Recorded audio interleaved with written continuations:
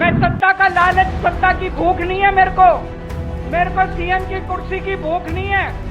मैं पैसे कमाने नहीं आया, मैं नेता नहीं हूं, मेरी मोटी चमड़ी नहीं है।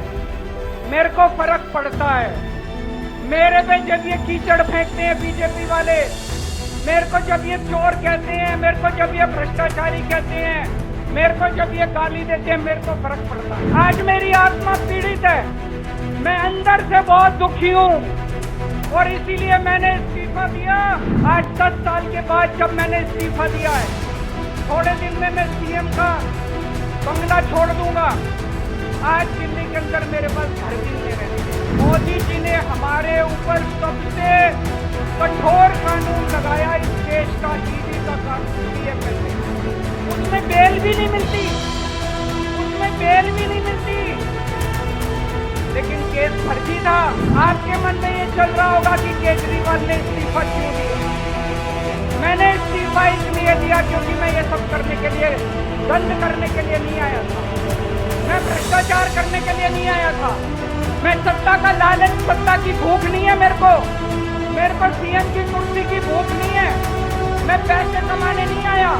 पैसे कमाने होते इनकम टैक्स कमिश्नर की नौकरी करता था, उस नौकरी में जितने करोड़ों रुपए चाहता मैं कमा सकता था। पैसे नहीं कमाने, देश के लिए आए थे, भारत माता के लिए आए थे, देश की राजनीति बदलने के लिए आए थे।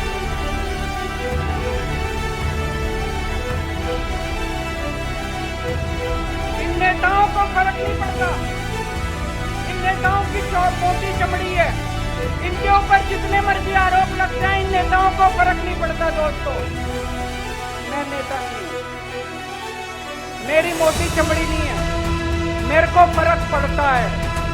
मेरे पे जब ये कीचड़ फेंकते हैं बीजेपी वाले, मेरे को जब ये चोर कहते हैं, मेरे को जब ये भ्रष्टाचारी कहते हैं, मेरे को जब ये गाली देते हैं, मेरे को फर्क पड़ता है।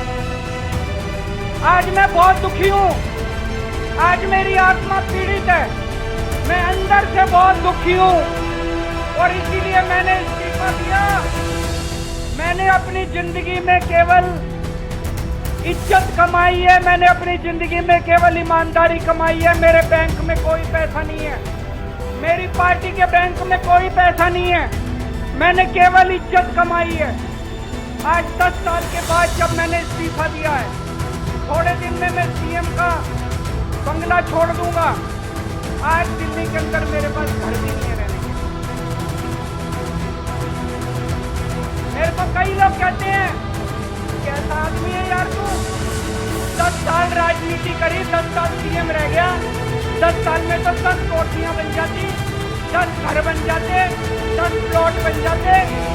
मैंने कुछ नहीं कमाया, 10 साल में केवल आसमान कमाया, आपका प्यार कमाया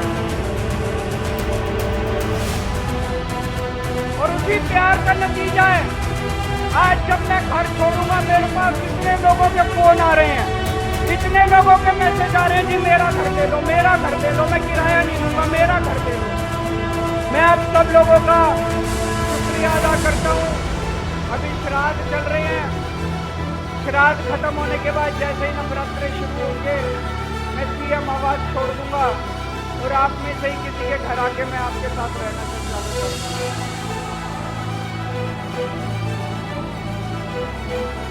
इन्होंने, मोदी जी ने हमारे ऊपर सबसे कठोर कानून लगाया इस देश का, ईडी का कानून दिए करते, उसमें बेल भी नहीं मिलती, उसमें बेल भी नहीं मिलती, लेकिन केस फर्जी था। मैं शुक्रिया अदा करता हूँ उन्होंने सबको बेल दे दी, क्योंकि उनको भी पता था कि केस कब खत्म है, केस बेकार है।